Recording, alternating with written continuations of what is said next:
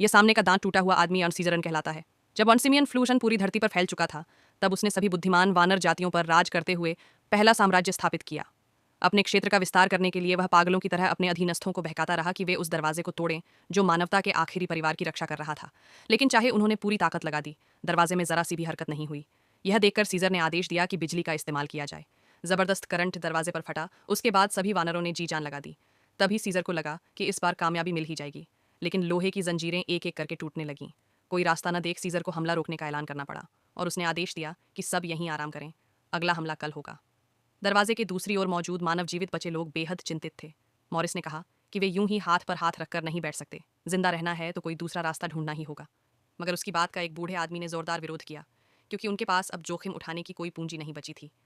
दोनों की बहस चल ही रही थी कि उन्हें पता नहीं था। दूसरी तरफ वानरों के मुख्य शिविर में भी उथल पुथल मची हुई थी। युवा वानर नोआ सीजर के तरीकों से बिल्कुल सहमत नहीं था।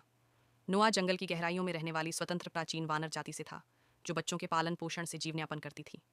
उस दिन भाईचारे की रस्म पूरी करने के लिए नोआ अपने साथियों के साथ खड़ी चट्टानों को पार कर ईगल्स नेस्ट पहुंचा।